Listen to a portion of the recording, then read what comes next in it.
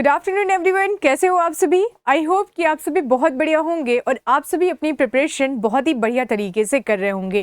तो चलिए फिर आज के सेशन की शुरुआत करते हैं। और आज का सेशन आप लोगों के लिए बहुत ज़्यादा इंपॉर्टेंट है। क्यों? क्योंकि आप लोगों ने अगर प्रीवियस ईयर क्वेश्चन उठाया होगा तो आपने देखा होगा कि शेड्यूल से क्वेश्चन बनते ही बनते हैं। और ज़्यादातर मोस्ट फेवरेट शेड्यूल अगर मैं कहूँ तो वो है शेड्यूल 4 और शेड्यूल 6 या और हाँ, अभी जो प्रीवियस ईयर वाला क्वेश्चन था, आई थिंक इस ईयर में जो पेपर आया था वो 10 शेड्यूल से क्वेश्चन आया था। यानी कि अगर हम शेड्यूल की बात करें तो शेड्यूल आपको पढ़ के जाना ही जाना होगा। लेकिन आप ये सोचोगे मैम पता है शेड्यूल 12 शेड्यूल है और एक को याद करते दूसरा भूल जाते, दूसरे को याद करते तीसरा भूल जाते हैं। तो ओवरऑल ये टोटल चीजें याद कैसी होंगी? तो पहले हम चीज़ों को समझेंगे। और ये भी आप लोग जानते हैं कि जब हम समझ लेते हैं तो हम कुछ ट्रिक्स लगाते हैं और ट्रिक्स के माध्यम से हम कोशिश करते हैं कि हम टोटल चीज़ें जो हमने पढ़ी है वो फटाक से याद कर ले। ठीक है, तो अब इस सेशन को जल्दी से आप सभी अपने दोस्तों के बीच में शेयर कर दीजिए, क्योंकि सेशन जो है वो बहुत ही ज़्यादा इंपॉर्टेंट है आपके एग्जामिनेशन पर्सपेक्टिव से।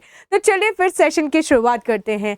जैसे कि मैंने आप सभी को कहा क्या कि आज जो हमारा टॉपिक है वो है इंडियन कॉन्स्टिट्यूशन का शेड्यूल। लेकिन सबसे पहले तो हमें ये समझना होगा ना कि शेड्यूल होता क्या है, शेड्यूल को क्यों इंक्लूड किया। तो चलो फिर कुछ बेसिक सा इंफॉर्मेशन आप सभी को देती हूँ।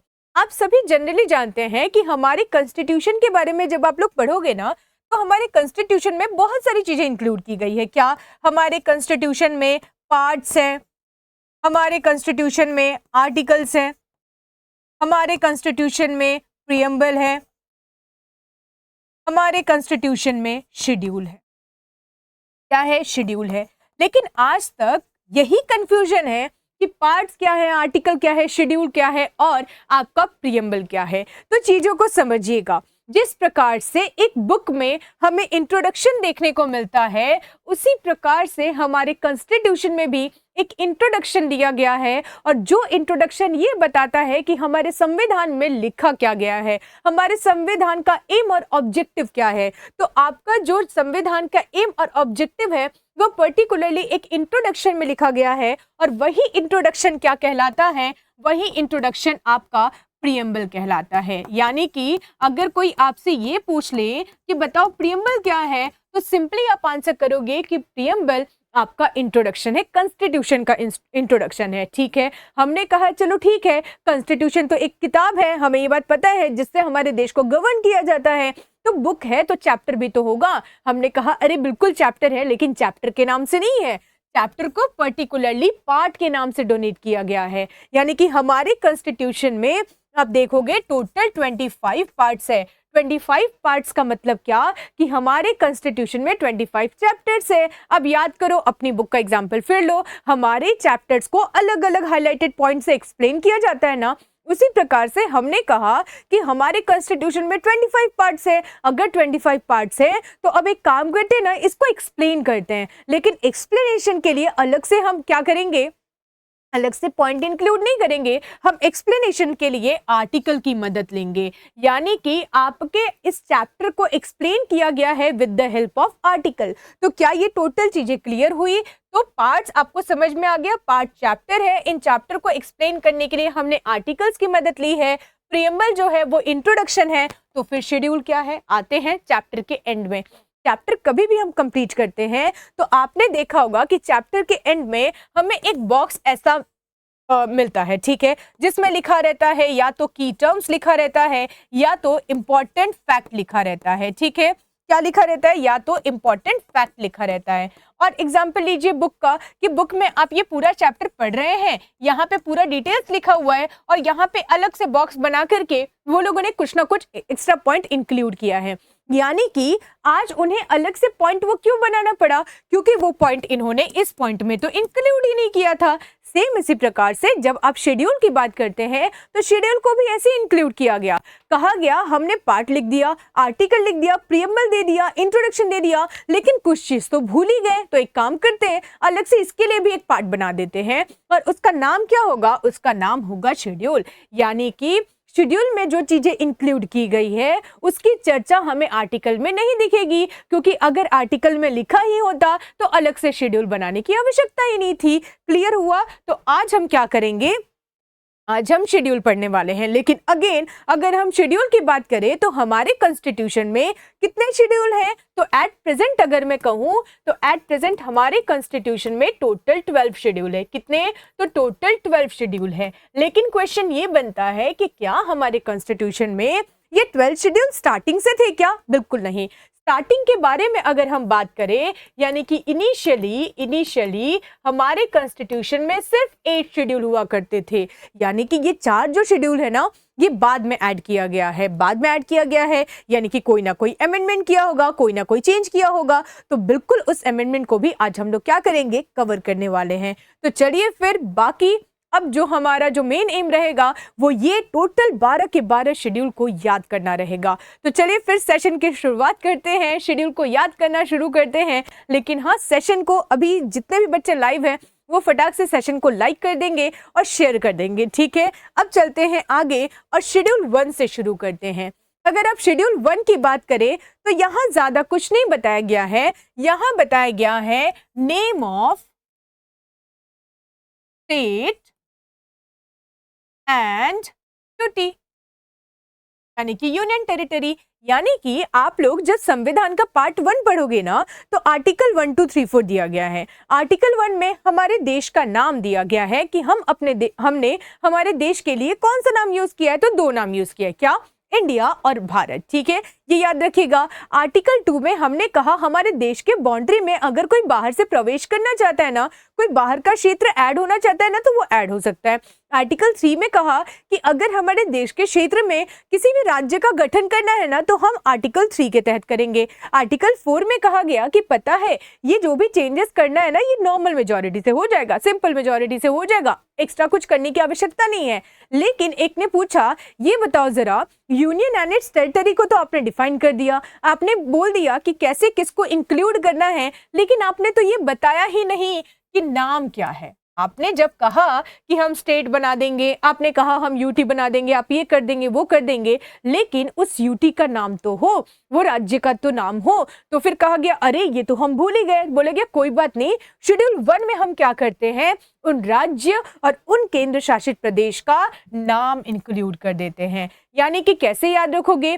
शेड्यूल 1 है तो पहले में तो इंट्रोडक्शन दोगे ना। तो आर्टिकल 1 में हमारे देश का इंट्रोडक्शन मिल चुका था, लेकिन हमारे देश में तो केंद्र शासित प्रदेश है और साथ ही साथ क्या है?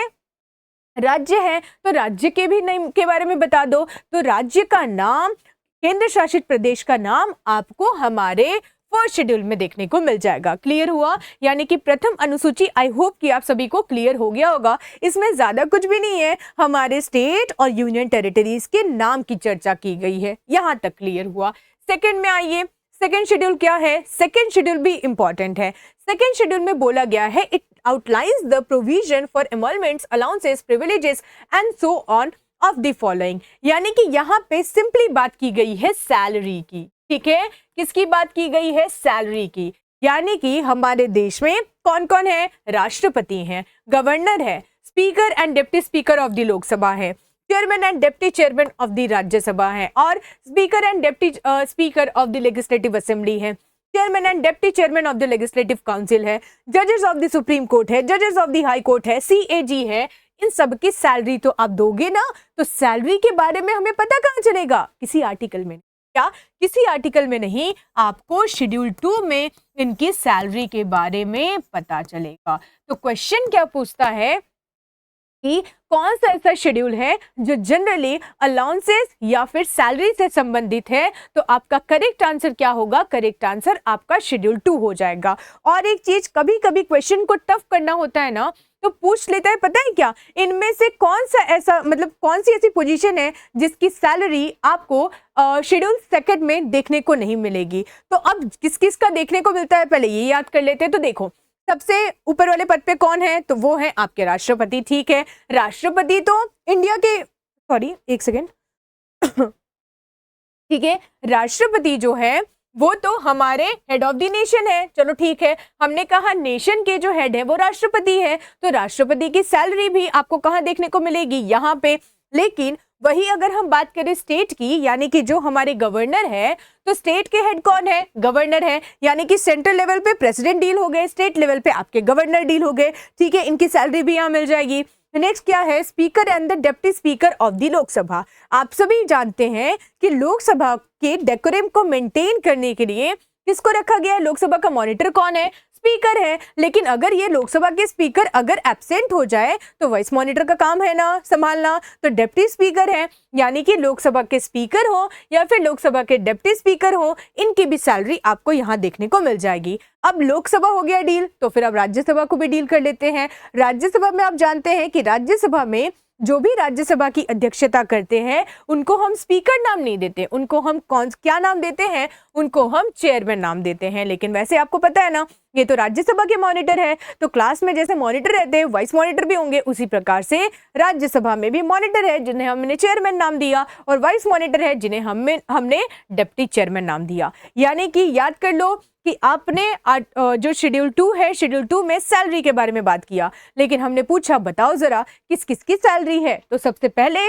राष्ट्रपति, ये तो नेशन के हो गए। फिर आ जाओ स्टेट में, तो स्टेट में कौन है, हमारे गवर्नर। फिर आ जाओ ये लोग कहाँ बैठते हैं, ये तो विधायिका के अंग है क्या। तो थोड़ा सा ध्यान देना कि हाँ, जब हमने पार्लियामेंट पढ़ा था तो याद है कि प्रेसिडेंट, लोकसभा, राज्यसभा, ये सब पार्लियामेंट में आते हैं। जब हमने स्टेट लेजिस्लेचर पढ़ा था तो गवर्नर, विधानसभा, विधान परिषद, ये सब स्टेट लेजिस्लेचर में आते हैं। तो इन सबके, है ना, इन सबके जो भी लोग हैं, जो भी ये पर्टिकुलरली अध्यक्षता कर रहे हैं, इनके सारे लोगों की जो सैलरी है वो आपको यहाँ पे देखने को मिल जाएगी। जैसे देखिए, अब हमने सेंट्रल लेवल पे डील कर लिया, अब हम आते हैं स्टेट लेवल पे, तो speaker and the deputy speaker of the legislative assembly of the state, यानी कि स्टेट में जो राज्य विधानमंडल है, जो आपका राज्य विधानसभा है, तो विधानसभा को भी तो कोई ना कोई लीड करेगा ना, कोई ना कोई उसका अध्यक्ष होगा ना, तो अध्यक्ष भी होंगे, उपाध्यक्ष भी होंगे, सेम जैसे कि आपके लोकसभा में थे। तो लोकसभा के अध्यक्ष और उपाध्यक्ष की सैलरी कहाँ पे मेंशन है, सेकेंड शेड्यूल में। तो सेम लोकसभा को अगर हम कंपेयर करें विधानसभा से, तो ये तो दोनों ही सेम है, तो वहां के भी स्पीकर और डिप्टी स्पीकर की सैलरी। अब लेजिस्लेटिव काउंसिल याद करो, ये भी कैसा है, तो बिल्कुल राज्यसभा की तरह, लेकिन ये स्टेट में है, वो सेंटर में है, तो वहां के चेयरमैन और डिप्टी चेयरमैन की सैलरी थी, तो यहाँ के क्यों नहीं होंगे, तो यहाँ के भी आपके चेयरमैन और डिप्टी चेयरमैन की सैलरी के बारे में बात किया गया है। नेक्स्ट हो जाएगा जजेस ऑफ द सुप्रीम कोर्ट, यानी कि सुप्रीम कोर्ट के जजेस को तो सैलरी आप देते हैं ना, इसके बारे में चर्चा कहाँ है, सेकंड शेड्यूल में। हाई कोर्ट के जजेस की सैलरी आप देते हैं ना, इसके बारे में चर्चा कहाँ है, तो सेकंड शेड्यूल में। Next controller and auditor general, आप सभी को कुछ दिन पहले मैंने सीएजी के बारे में बताया था। सीएजी का काम क्या है, तो ऑडिट करना, यानी कि सीएजी जो है, सीएजी के भी सैलरी के बारे में आपको सेकंड शेड्यूल में मिल जाएगा। तो याद हो गया, तो पहले में क्या, पहले में इंट्रोडक्शन, और दूसरे में क्या, हम जनरली कहते हैं ना सैलरी को लेकर के, देखो भैया सैलरी टाइम पे दे देना, यानी कि सैलरी दो, यानी कि सेकेंड शेड्यूल जो है वो आपके सैलरी से संबंधित है, किसकी सैलरी इंक्लूडेड है, ये भी आप सभी को याद रखना। ठीक है, नेक्स्ट, ठीक है, नेक्स्ट में आते हैं। नेक्स्ट क्या है, आपका थर्ड शेड्यूल। थर्ड शेड्यूल में आपको बताया गया है ओथ के बारे में, किसके बारे में, ओथ के बारे में, यानी कि शपथ के बारे में। अब देखो चीजों को कनेक्ट करना। अब यहाँ हमने बोला कि ठीक है सैलरी की तो बात हो गई, लेकिन हाँ, सैलरी के बाद अगर हम आपको फिक्स करेंगे तो कहीं ना कहीं कोई ना कोई एग्रीमेंट साइन करवाएंगे ना। तो देखो यहाँ पे हमने क्या बोला कि जितने भी ये मेंबर्स थे ना, कहाँ के, यूनियन एंड स्टेट मिनिस्टर, और फिर क्या हुआ, the candidate for election to the parliament and the state legislature, the member of the parliament and the state legislature, the जजेस of the supreme court and the high court, the controller and auditor general of India, यानी कि जिनकी salary की बात आपने किसमें की, schedule 2 में, उन्हीं की ओथ के बारे में आप शेड्यूल 3 में बताओगे। यानी कि ये लोग एक्चुअली में शपथ ग्रहण कैसे करेंगे, इन सब के बारे में आपको इंफॉर्मेशन कहाँ मिलेगी, थर्ड शेड्यूल में। बट वेट, आप कहोगे मैम हमने तो गवर्नर भी पढ़ा था, हमने तो राष्ट्रपति भी पढ़ा था, और बताओ जरा यहाँ तो ना गवर्नर है ना राष्ट्रपति है, ऐसे कैसे हो गया। तो चलो, क्या बोला था, शेड्यूल में वही चीज इंक्लूडेड है जो कि आर्टिकल में मेंशन नहीं था। तो क्या किसी आर्टिकल में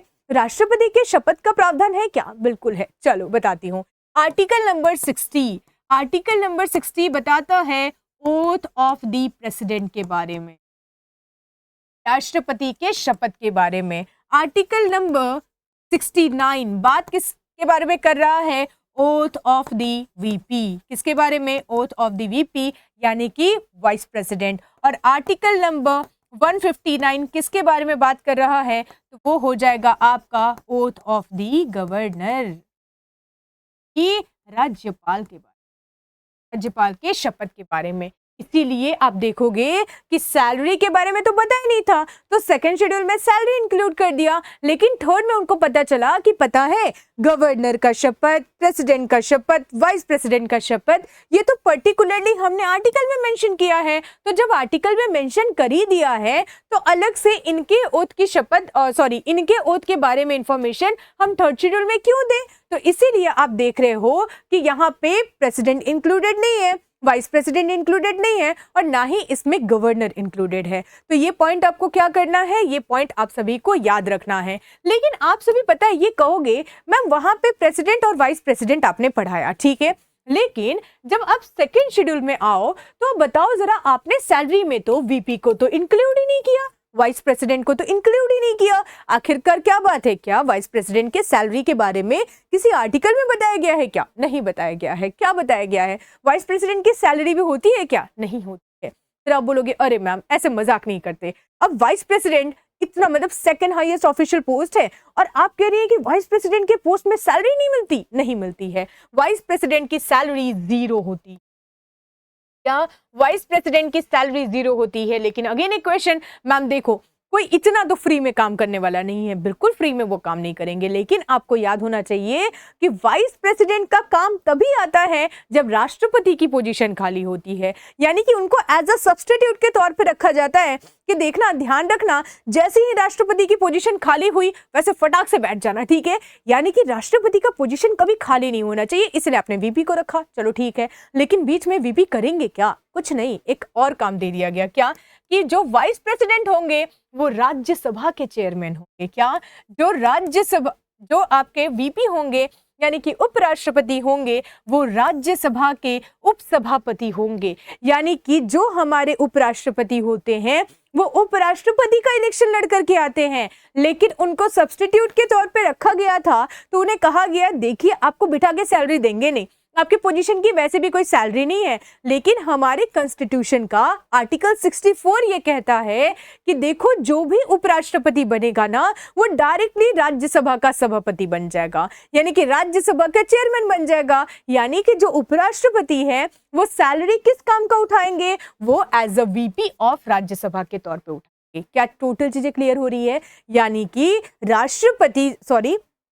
उपराष्ट्रपति को कहा गया कि देखिए आप टेंशन मत लो, हमने आपका इलेक्शन करवाया है, कोई कोई टेंशन लेने की आवश्यकता नहीं है, लेकिन हम आपको राष्ट्रपति वाली सैलरी तब देंगे जब आप राष्ट्रपति की पोजीशन पे जाओगे, लेकिन उपराष्ट्रपति की सैलरी हम आपको नहीं देंगे क्योंकि उपराष्ट्रपति का कोई काम ही नहीं है, वो तो वैकेंसी में काम आएंगे। तो आप एक काम करो, आप जाकर के राज्यसभा में बैठ जाओ, राज्यसभा को क्या करना, आप राज्यसभा के मॉनिटर बन जाओ, आपको मॉनिटर ना कह करके राज्यसभा का चेयरमैन कहा जाएगा और आपको जो सैलरी मिलेगी वो राज्यसभा के चेयरमैन के तौर पे मिलेगी। इसीलिए क्वेश्चन अगर आपसे ये पूछ लिया जाए कि जो हमारे उपराष्ट्रपति हैं उनकी सैलरी के बारे में कहां चर्चा की गई है, कहीं नहीं, बिकॉज उनकी सैलरी होती ही नहीं है। क्लियर हुआ? डन। तो उपराष्ट्रपति वाला सीन क्लियर हो गया। चलो, तो फर्स्ट में क्या था अपना, तो फर्स्ट में आपका इंट्रोडक्शन था, सेकंड में आपका क्या था, तो सेकंड यानी कि सैलरी दो, थर्ड में हमने बोला अच्छा ठीक है सैलरी दे देंगे लेकिन ये बताओ शपथ वगैरह लेना है नहीं, बोले ठीक है शपथ का प्रावधान भी है। याद रखना शपथ के प्रावधान में स्पीकर हो गए, डिप्टी स्पीकर हो गए, मेंबर ऑफ पार्लियामेंट हो गए, फिर आपके हाई कोर्ट के जजेस हो गए, फिर सुप्रीम कोर्ट के जजेस हो गए, फिर आपके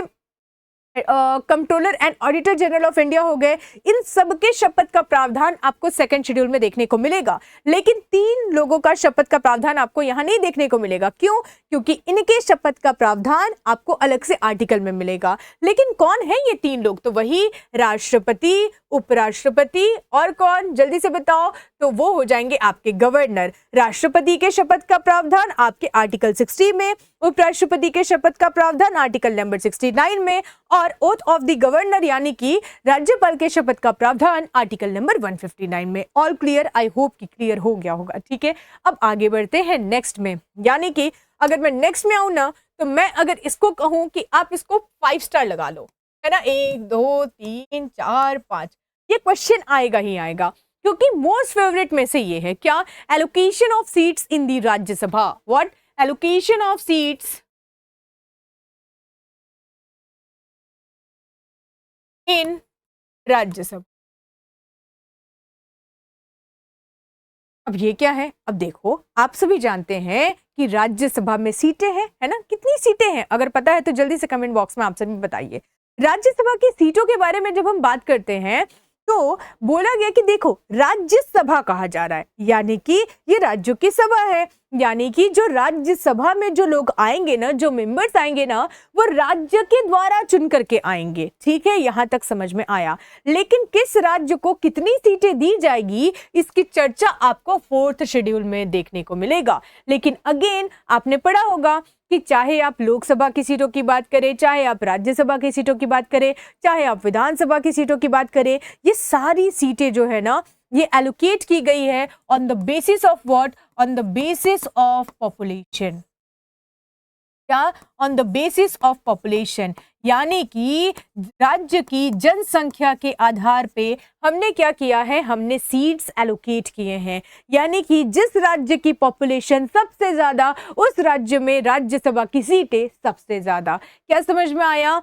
तो ये बहुत ही इंपॉर्टेंट क्वेश्चन और मोस्ट फेवरेट आप बोल सकते हो यूपीएससी का ये क्वेश्चन है कि वो जनरली 4th शेड्यूल से क्वेश्चन पूछते हैं कि 4th शेड्यूल में किसकी चर्चा है। तो आप याद रखोगे allocation of seats in Rajya Sabha, यानी कि राज्यसभा में सीटों को आवंटित किया गया है। इसके बारे में आपको 4थी अनुसूची में देखने को मिल जाएगा। जैसे कि मैंने कहा कि on the basis of population है, यानी कि अगर हमारे देश का हम एग्जाम्पल ले तो बताओ जरा सबसे ज्यादा पॉपुलेशन किस राज्य की है? तो आपका आंसर होगा कि मैम उत्तर प्रदेश होगा। तो उत्तर प्रदेश ही इसका करेक्ट आंसर होगा और उत्तर प्रदेश को ही सबसे ज्यादा राज्यसभा में सीटें एलोकेट की गई है, दैट इज 31 सीट। ठीक है, और बाकी राज्यसभा में कितनी सीटें होती है, इसका आंसर आप सभी ऑफलाइन कमेंट में आप सभी बताइएगा। ठीक है, ये राज्यसभा की टोटल सीटें हैं। तो उत्तर प्रदेश में 31 है, वेस्ट बंगाल में 16 है, महाराष्ट्र में 19 है, तमिलनाडु में 18 है, बिहार में 16 है, कर्नाटक में 12 है एंड सो ऑन। एक बार आप सभी देख लीजिएगा, ऑटोमेटिकली आपको आंसर भी मिल ही चुका है। ठीक है, कोई नहीं, चलो नेक्स्ट में आते हैं। यानी कि 4 एकदम क्लियर हो गए। तो एक बार हम इसको क्या करते हैं, रिवाइज करते हैं। फर्स्ट में पहले नंबर पे इंट्रोडक्शन दोगे ना, तो आपने स्टेट और यूटीज के नेम का इंट्रोडक्शन आपके फर्स्ट शेड्यूल में दिया। सेकंड में आ जाओ, सेकंड में हमने कहा शेड्यूल 2 है, यानी कि अच्छा अनुसूची 2 यानी कि क्या? सैलरी 2। किसकी सैलरी की बात की गई है? हमने सब कुछ डिस्कस कर लिया। प्रेसिडेंट हो गए, स्पीकर ऑफ द लोकसभा हो गए, deputy speaker of the Lok Sabha हो गए, चेयरमैन ऑफ राज्यसभा हो गए, डिप्टी चेयरमैन ऑफ राज्यसभा हो गए, सुप्रीम कोर्ट के जजेस हो गए, फिर आपके हाई कोर्ट के जजेस हो गए, सीएजी हो गए। इन सब के आपके सैलरी की चर्चा आपको सेकंड शेड्यूल में देखने को मिलेगा। क्या वीपी की सैलरी इंक्लूडेड है? नहीं, क्योंकि वाइस प्रेसिडेंट की कोई सैलरी नहीं होती है। यानी कि 2 से आपका सैलरी 2 हो गया, यानी कि सैलरी से रिलेटेड है। थर्ड में आ जाओ कि सैलरी देंगे लेकिन पहले शपथ ग्रहण करना पड़ेगा ना, तो शपथ ग्रहण करने का प्रावधान जो है वो आपको शपथ का प्रावधान आपको शेड्यूल 3 में देखने को मिलेगा, यानी कि तीसरी अनुसूची में देखने को मिलेगा। ठीक है, 4 समझ में आ गया। ठीक है, अब शपथ ग्रहण कर लिया तो शपथ ग्रहण करने के बाद ही ना सीट पे बैठने दोगे। तो अब सीट, लेकिन कौन सी सीट? राज्यसभा की सीट। याद रखिएगा कि allocation of seats in Rajya Sabha, इसको डील कौन से आर्टिकल में किया गया है? तो आप सभी का आर्टिकल नहीं होगा, शेड्यूल कौन सा होगा? तो शेड्यूल हो जाएगा आपका शेड्यूल 4। तो यहां तक आई होप कि आप सभी को कोई भी कंफ्यूजन नहीं होगा। ठीक है, डन, आगे बढ़े। चलिए, अब यहां तक हमें क्लियर हो गया। लेकिन अब आप बोलोगे मैम 4 तो याद हो गए, 5वां कर लेते हैं। बिल्कुल, अब 5वें में क्या बोला गया है? The 5th schedule of the constitution deals with the management and the administration of schedule areas and schedule tribe where tribal groups predominant. अब चीजों को ध्यान देना, क्या यहाँ पे जब आप बात करोगे ना 5th शेड्यूल की, तो यहाँ पे बात की गई है SC ST। आप सभी को पता है कि जिस प्रकार से नॉर्मल एरियाज को एडमिनिस्टर किया जाता है ना, उस प्रकार से आप SC ST एरिया को एडमिनिस्टर नहीं कर सकते। उसके लिए आपके पास अलग प्रोविजन होना चाहिए। तो वो अलग provision related to the administration of SC and ST, यानी कि शेड्यूल कास्ट और शेड्यूल ट्राइब को अगर आपको एडमिनिस्टर करना है तो उनसे रिलेटेड एक अलग प्रोविजन है जो कि आपको शेड्यूल 5 में देखने को मिलेगा। तो आप सभी याद रख सकते हो कैसे? जो ये शेड्यूल 5 है, ये जो 5 है S की तरह दिखता है ना, तो S से ST ST याद रख लेना, ऑटोमेटिकली काम बन जाएगा। लेकिन हाँ, आपसे क्वेश्चन और पूछता है जो कि अगेन मोस्ट फेवरेट में है, क्या? 6th schedule. 6th शेड्यूल जो है ये भी पर्टिकुलरली SC ST से बात करता है, लेकिन इन्होंने एरिया स्पेसिफाइड कर दी। क्या किया है, एरिया स्पेसिफाइड कर दिया है। इन्होंने फिफ्थ में क्या बोला, फिफ्थ में कहा है कि याद रखना आप सभी कि जो आपका SC ST है ना, ऑल ओवर स्टेट की बात आपने कर दी किसमें, तो शेड्यूल 5 में। लेकिन शेड्यूल 6 में कहा कि पता है ये जो नॉर्थ ईस्टर्न स्टेट्स है ना, वहां पे इन लोगों को बहुत ज्यादा प्रोटेक्शन देने की बात है। तो नॉर्थ ईस्टर्न स्टेट के हमने 7 स्टेट को नहीं इंक्लूड किया है, हमने पर्टिकुलरली 4 स्टेट को इंक्लूड किया है। यहाँ पे कौन कौन सा स्टेट है, इसे हम ATMM के नाम से जानते हैं, असम, त्रिपुरा, मेघालय और मिजोरम। ठीक है, मेघालय और मिजोरम। तो देखना हमने क्या किया, शेड्यूल 6 में अगेन एक प्रोविजन ऐड किया related to the SC and ST of which state, of 4 states. और वो कौन कौन से स्टेट है, असम है, त्रिपुरा है, मेघालय है, मिजोरम है। यहाँ पे रहने वाले जो SC ST है, इनके एडमिनिस्ट्रेशन से रिलेटेड कौन सा शेड्यूल है, तो इनके एडमिनिस्ट्रेशन से रिलेटेड आपका शेड्यूल 6 है। लेकिन क्वेश्चन ये बनता है क्या मैम, आपको पता है हम लोग कंफ्यूज हो जाते हैं कौन सा राज्य है कौन सा नहीं। अब MM से कभी मेघालय याद आता है, कभी मणिपुर याद आता है, और वो लोग जब क्वेश्चन बनाते हैं ना तो मेघालय और मणिपुर दोनों ऑप्शन में दे देते हैं। अब बताओ इसको कैसे हम लोग डील करेंगे, तो देखना आप सभी जानते हैं ये जनरली किस स्टेट से डील कर रहा है, नॉर्थ ईस्टर्न स्टेट। अच्छा मुझे ये बताओ, क्या नॉर्थ ईस्टर्न स्टेट में आपको पैसा ज्यादा देखने को मिलता है क्या? आप बोलोगे नहीं मैम बहुत ज्यादा दिक्कतें होती है वहां पे, यानी कि वहां पे रिसोर्सेज कम है, पैसा कम है, यानी कि मनी कम है। तो याद रखना कि जब आप शेड्यूल 6 याद रखोगे ना, तो शेड्यूल 6 में याद रखना मनी नहीं है, यानी कि नॉर्थ ईस्टर्न स्टेट की तो बात की गई है, लेकिन नॉर्थ ईस्टर्न स्टेट में मनी नहीं है, तो ये MM में आपका मणिपुर भी नहीं है। ऐसे कनेक्ट करके याद रख सकते हो, ठीक है। तो आपको यहाँ पे कंफ्यूजन नहीं होगा, क्योंकि बाकी स्टेट A से असम हो जाएगा, T से त्रिपुरा हो जाएगा, इसमें तो कोई दिक्कत ही नहीं है। बाकी MM में कंफ्यूजन होगा तो आप मेघालय और मणिपुर याद नहीं रखोगे, मेघालय और मिजोरम याद रखोगे। मणिपुर को हटाओगे, बोलोगे क्या, अच्छा हमने तो पढ़ा था नॉर्थ ईस्टर्न स्टेट में मनी नहीं है, तो इसमें ATMM में मणिपुर नहीं है, ठीक है। ये भी याद हो गया होगा, चलो 6 भी याद हो गया। अब आते हैं कहाँ, अब आते हैं हम लोग 7 शेड्यूल में। 7 शेड्यूल क्या कहता है, 7 शेड्यूल आपके सब्जेक्ट से रिलेटेड है, ठीक है। एग्जाम्पल लेते हैं अगेन अपने क्लास का। आप सभी जानते हैं कि हमारे जो स्कूल में पीरियड हुआ करते थे वो जनरली 8 पीरियड्स हुआ करते थे, 8 क्लासेस हुआ करते थे। लेकिन हमारे साथ क्या होता था ना, जो लास्ट पीरियड हुआ करता था ना, वो ऑलमोस्ट ऑफ जाता था। ऑफ इन द सेंस यानी कि CCA का पीरियड लगा दिया, या फिर आपका गेम या फिर स्पोर्ट्स का कुछ लगा दिया, या फिर PT वगैरह समथिंग कुछ लगा दिया, या फिर क्राफ्ट का कोई क्लास लगा दिया। यानी कि अगर हम ओवरऑल बात करें तो टोटल 8 क्लासेस का ये लोग प्लान तो करते थे, लेकिन कितने सब्जेक्ट डील करते थे, सिर्फ 7 सब्जेक्ट। कितने, 7 सब्जेक्ट। तो जब आप शेड्यूल 7 में आओगे ना, तो शेड्यूल 7 में भी डिवीजन ऑफ सब्जेक्ट्स की बात की गई है, डिस्ट्रीब्यूशन ऑफ सब्जेक्ट्स की बात की गई है। यानी कि हमारे देश में हम जानते हैं कि हमारे देश में सेंट्रल लेवल पे भी गवर्नमेंट बैठी हुई है, स्टेट लेवल पे भी गवर्नमेंट बैठी हुई है।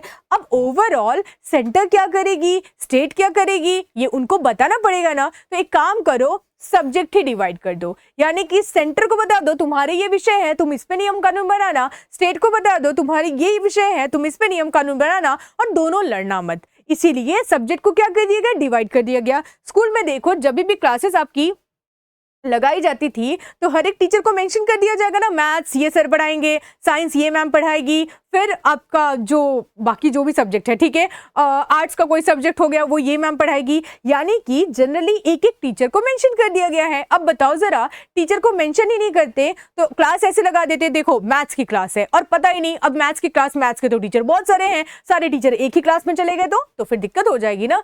सेम इसी प्रकार से हमने कहा जैसे क्लास में भी डिवीजन होता है ना, उसी प्रकार से हम यहाँ पे सब्जेक्ट को भी डिवाइड कर देंगे। सेंटर को बनाएंगे, सेंटर तुम्हें जो लिस्ट पकड़ाई है ना उस पे नियम कानून बनाना, स्टेट तुम्हें जो लिस्ट पकड़ाई है ना तुम इस पे नियम कानून बनाना। लेकिन अगेन सेंटर को कौन सी लिस्ट पकड़ाई जाएगी, स्टेट को कौन सी लिस्ट पकड़ाई जाएगी, तो देखो ध्यान देना क्या, तो सेंटर को जो लिस्ट पकड़ाई जाएगी वो हो जाएगा यूनियन लिस्ट। यानी कि union list particularly central government को दे दिया जाएगा कि सेंट्रल गवर्नमेंट, याद रखना आपके पास नियम कानून बनाने का अधिकार है, हमें पता है, लेकिन नियम कानून इसी सब्जेक्ट में आप बना सकते हो, इसके अलावा नहीं, ठीक है। नेक्स्ट स्टेट लिस्ट पकड़ा दिया जाएगा, किसको? स्टेट गवर्नमेंट को। बोला जाएगा स्टेट गवर्नमेंट, हमें पता है आपके पास भी नियम कानून बनाने का अधिकार है, लेकिन याद रखना ये विषय है, इसी विषय पे आप नियम कानून बना सकते हो। अब आप बोलोगे मैम यहाँ तक तो ठीक था, अब ये कंकरेंट लिस्ट आ गया है ना, समवर्ती सूची आ गया, इसका मतलब क्या? चलो फिर से स्कूल के एग्जाम्पल पे चलते हैं।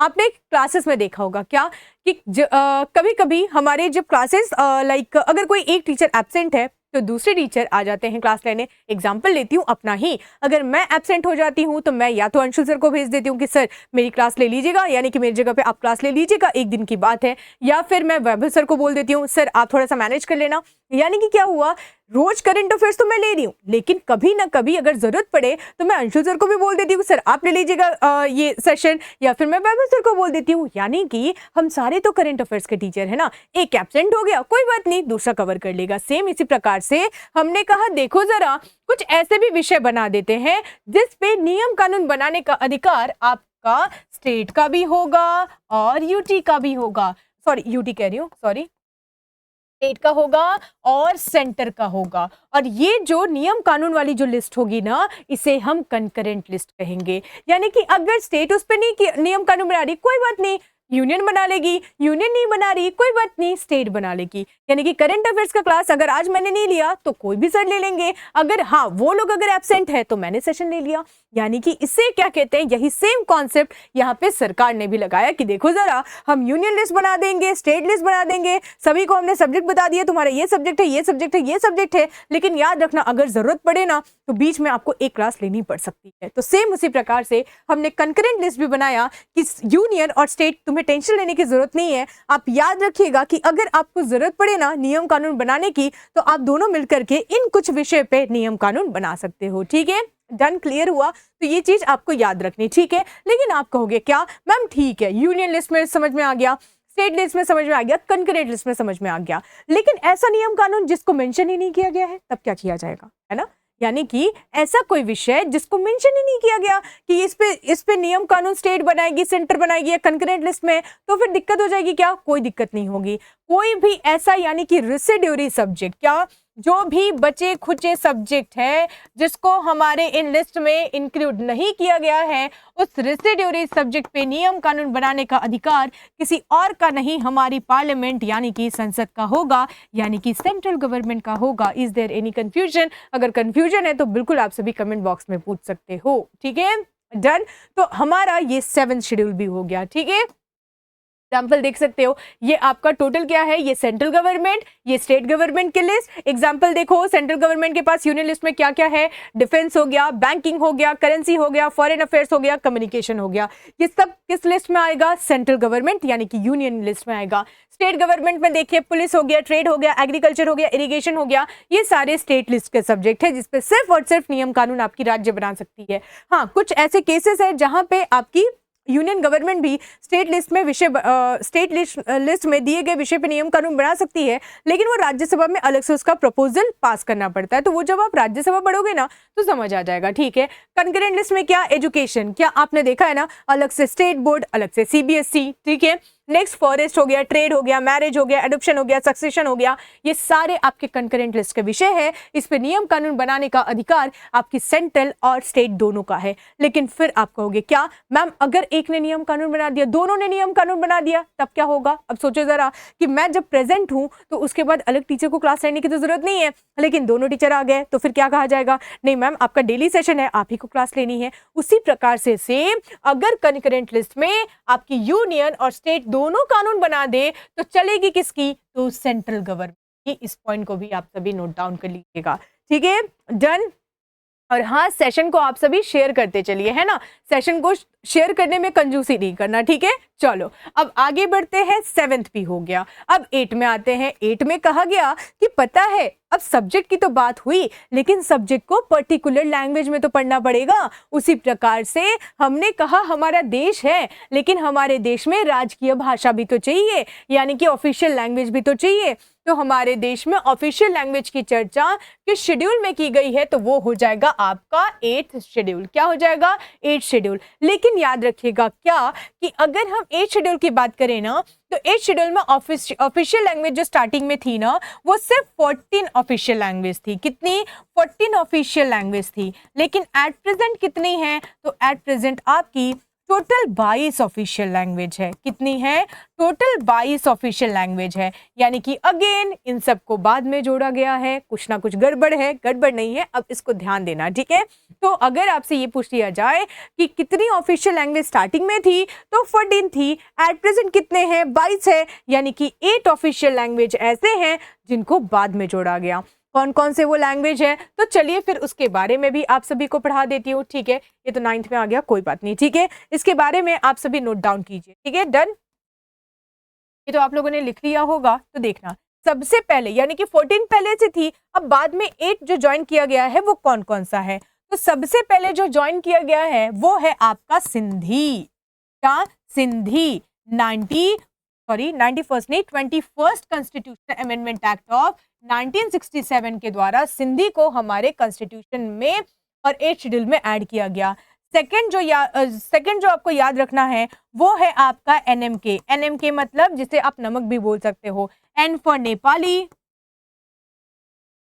नेक्स्ट है आपका मणिपुरी और कोंकणी। ये जो तीनों लैंग्वेज है, ये तीनों लैंग्वेज को कब जोड़ा गया है? तो ये तीनों लैंग्वेज को जोड़ा गया है आपका, ठीक है, 1992, ठीक है। कब जोड़ा गया है? 1992 में। नेक्स्ट आपका जो रहेगा वो क्या रहेगा? तो वो रहेगा आपका BDMS। क्या? BDMS। BDMS में क्या हो जाएगा? बोडो, डोंगरी, मैथिली, संथाली, ठीक है। बोडो, डोंगरी, मैथिली, संथाली, ठीक है।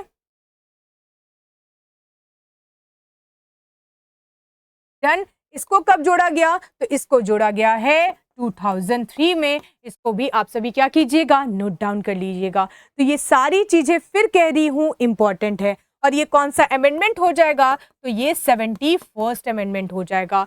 तो ये आपको याद रखना है कि जब हम ऑफिशियल लैंग्वेज की बात करते हैं तो ऑफिशियल लैंग्वेज हमारे कॉन्स्टिट्यूशन में पहले 14 हुआ करता था। आफ्टर डेट कितना हुआ? तो वो हो गया आपका 22। और ये तीनों आपको क्या करना है? याद रख लेना है, ठीक है। तो टोटल इस तरीके से 8 हो गए। अब आते हैं 9th शेड्यूल में।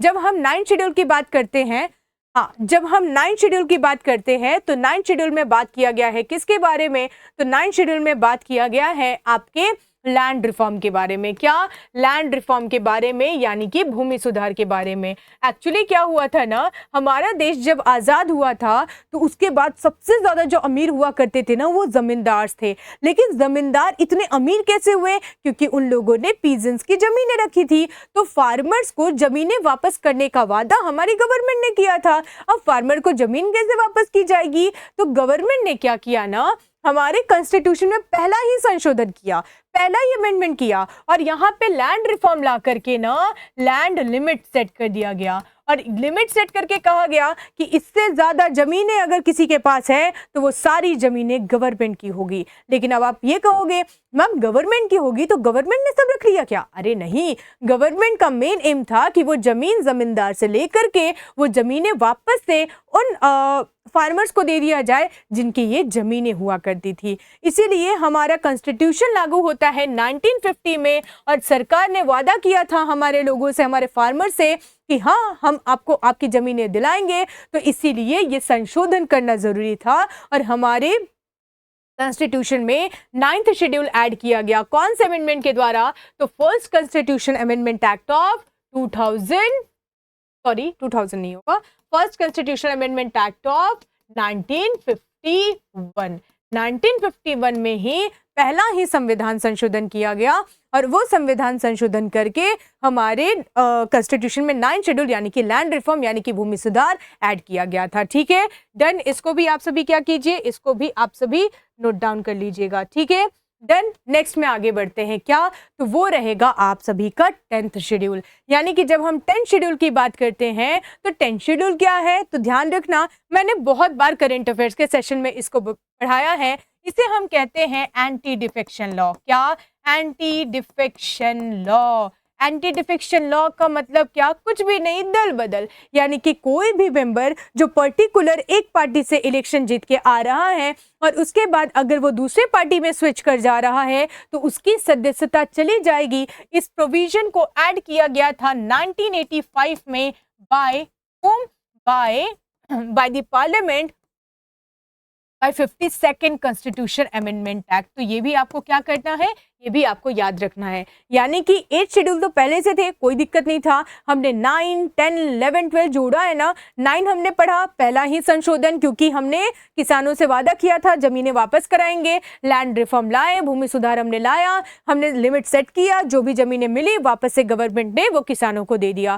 फिर हमने देखा कि पता है हमारे देश की और एक प्रॉब्लम है क्या पॉलिटिक्स में, कि ये लोग दल बदल लेते हैं, यानी कि जीतते किसी और नाम पे है, फिर अचानक से पार्टी किसी और पार्टी को ज्वाइन कर लेते हैं, तो दिक्कत हो सकती है। एक काम करो, अब एक ऐसा प्रोविजन लाओ जिसमें ये बोला जाए पॉलिटिकल पार्टीज के मेंबर्स को कि आप अगर इलेक्शन जीत करके आ रहे किसी एक पार्टी के नाम पे और आप अगर फर्दर स्विच कर रहे किसी और पार्टी में, तो याद रखिएगा आपकी सदस्यता जा सकती है। इस प्रोविजन को 52nd constitution amendment act of 1985 के द्वारा जोड़ा गया।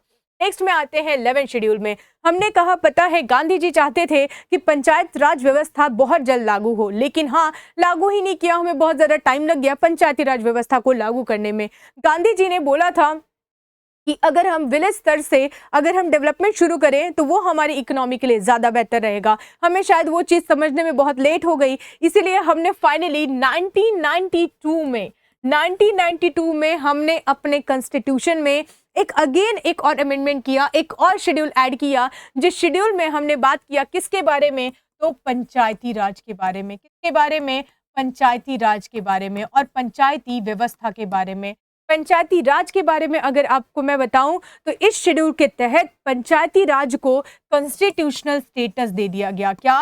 कॉन्स्टिट्यूशनल स्टेटस दे दिया गया और कहा गया कि अब ये मैंडेटरी है कि जो राज्य है वो अपने विलेज लेवल पे पंचायत का गठन करेगी। लेकिन 1992 के पहले पंचायती राज व्यवस्था को कॉन्स्टिट्यूशनल स्टेटस नहीं दिया गया था, मैंडेटरी नहीं बनाया गया था। तो अगर आपको मैंडेटरी बनाना था तो आपने क्या किया, आपने फाइनली हमारे कॉन्स्टिट्यूशन के 11 शेड्यूल में क्या ऐड किया, तो पंचायती राज व्यवस्था। और एक चीज याद रखिएगा, जिस प्रकार से मैंने कहा सेंटर के पास सब्जेक्ट है नियम कानून बनाने का, फिर जो आपकी स्टेट है उसके पास भी विषय दिए गए हैं नियम कानून बनाने का, इसी प्रकार से हमारी जो पंचायत है, पंचायत को भी कुछ सब्जेक्ट दिए गए हैं जिसपे पंचायत नियम कानून बना सकती है। और टोटल कितने सब्जेक्ट हैं, तो 29 सब्जेक्ट है, ये याद रखिएगा, ठीक है। तो 11 शेड्यूल किससे रिलेटेड है? पंचायती राज से संबंधित है।